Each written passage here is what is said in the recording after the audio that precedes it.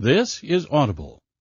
Audible Inc. presents Psychoanalysis and Zen Budddhism, written by Eric Fromm, narrated by Claire Slemmer. 1. Today's Spiritual Crisis and the Role of Psychoanalysis. As a first approach to our topic, we must consider the spiritual crisis which Western man is undergoing in this crucial historical epoch, and the function of psychoanalysis in this crisis.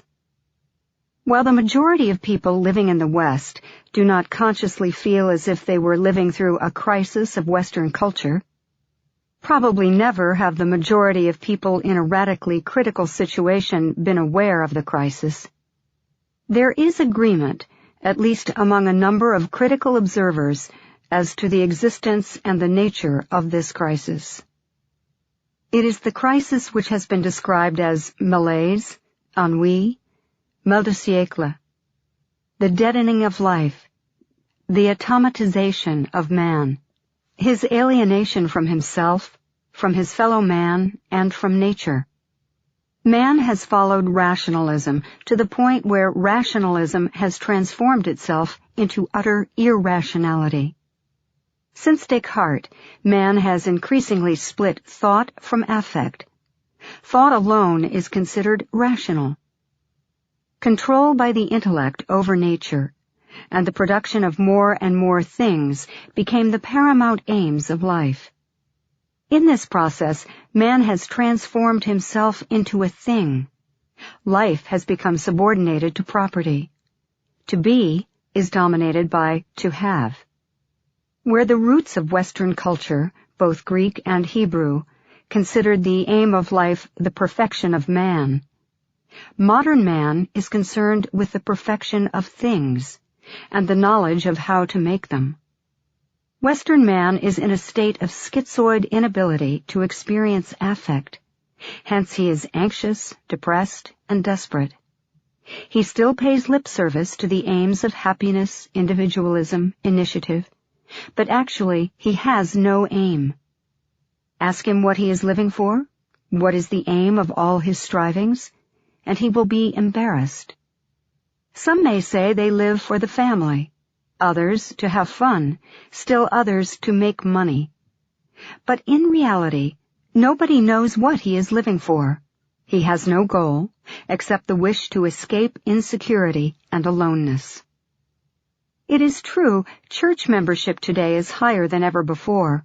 Books on religion become bestsellers, and more people speak of God than ever before. Yet this kind of religious profession only covers up a profoundly materialistic and irreligious attitude, and is to be understood as an ideological reaction, caused by insecurity and conformism, to the trend of the 19th century, which Nietzsche characterized by his famous "God is dead." As a truly religious attitude, it has no reality. The abandonment of theistic ideas in the 19th century was, seen from one angle, no small achievement. Man took a big plunge to objectivity. The earth ceased to be the center of the universe. Man lost his central role of the creature destined by God to dominate all other creatures. Studying man's hidden motivations with a new objectivity, Freud recognized that the faith in an all-powerful, omniscient God had its root in the helplessness of human existence, and in man's attempt to cope with his helplessness by means of belief in a helping father and mother represented by God in heaven. He saw that man only can save himself. The teaching of the great teachers, the loving help of parents, friends, and loved ones, can help him, but can help him only to dare to accept the challenge of existence and to react to it with all his might and all his heart. Man gave up the illusion of a fatherly God as a parental helper, but he gave up also the true aims of all great humanistic religions, overcoming the limitations of an egotistical self, achieving love, objectivity, and humility, and respecting life so that the aim of life is living itself, and man becomes what he potentially is. These were the aims of the great Western religions, as they were the aims of the great Eastern religions. The East, however, was not burdened with the concept of a transcendent Father-Savior, in which the monotheistic religions expressed their longings. Taoism and Buddhism had a rationality and realism superior to that of the Western religions. They could see man realistically and objectively, having nobody but the awakened ones to guide him, and being able to be guided because each man has within himself the capacity to awake and be enlightened. This is precisely the reason why Eastern religious thought, Taoism and Buddhism, and their blending in Zen Buddhism, assume such importance for the West today. Zen Buddhism helps man to find an answer to the question of his existence, an answer which is essentially the same as that given in the Judeo-Christian tradition, and yet which does not contradict the rationality, realism, and independence which are modern man's precious achievements. Paradoxically, Eastern religious thought turns out to be more congenial to Western rational thought than does Western religious thought itself.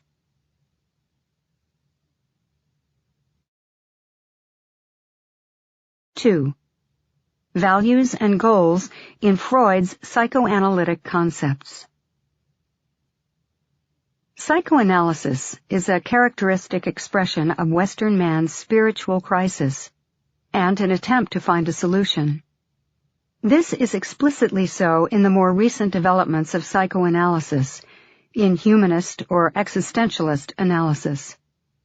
But before I discuss my own humanist concept, I want to show that, quite contrary to a widely held assumption, Freud's own system transcended the concept of illness and cure, and was concerned with the salvation of man rather than only with the therapy for mentally sick patients. Superficially seen, Freud was the creator of a new therapy for mental illness, and this was the subject matter to which his main interest and all the efforts of his life were devoted. However, if we look more closely, we find that behind this concept of a medical therapy for the cure of neurosis was an entirely different interest, rarely expressed by Freud, and probably rarely conscious even to himself. This hidden or only implicit concept did not primarily deal with the cure of mental illness, but with something which transcended the concept of illness and cure. What was this something? What was the nature of the psychoanalytic movement he founded? What was Freud's vision for man's future? What was the dogma on which his movement was founded? Freud answered this question perhaps most clearly in the sentence, "Where there was id, there shall be ego." His aim was the domination of irrational and unconscious passions by reason, the liberation of man from the power of the unconscious within the possibilities of man. Man had to become aware of the unconscious forces within him in order to dominate and control them. Freud's aim was the optimum knowledge of truth, and that is the knowledge of reality.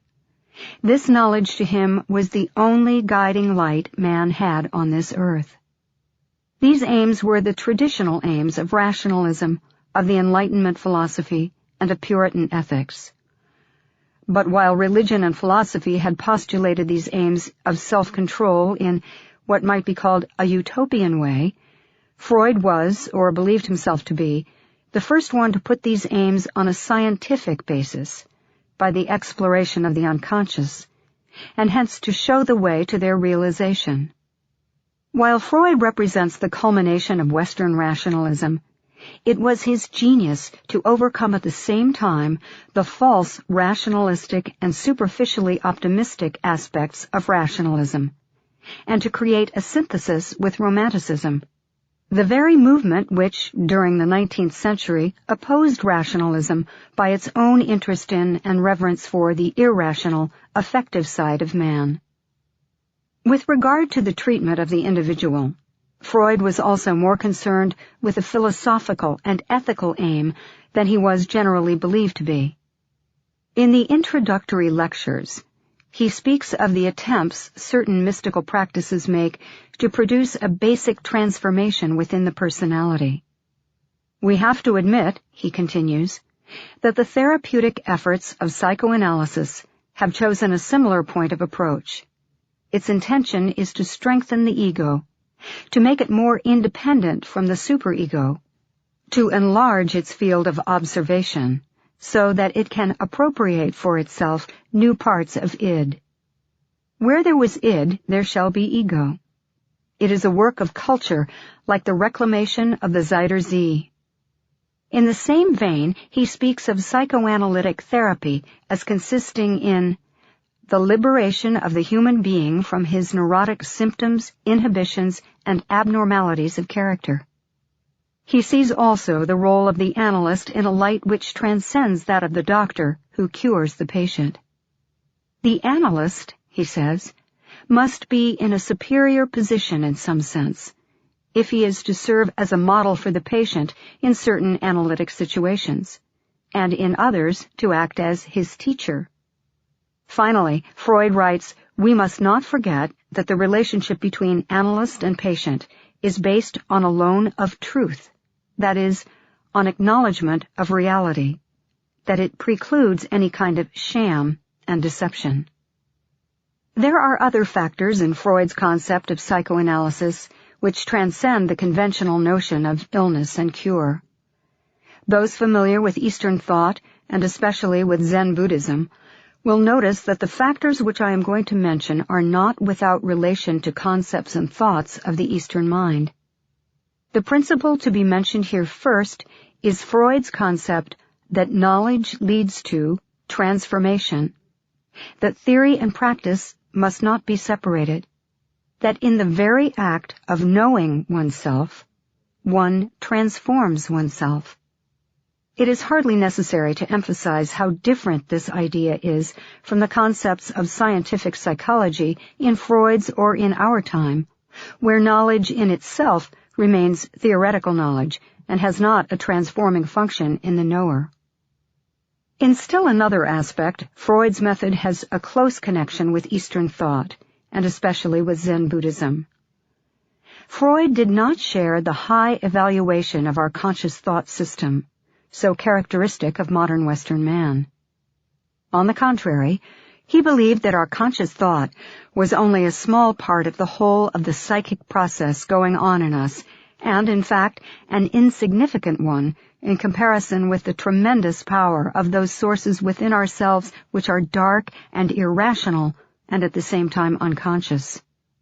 Freud, in his wish to arrive at insight into the real nature of a person, wanted to break through the conscious thought system by his method of free association. Free association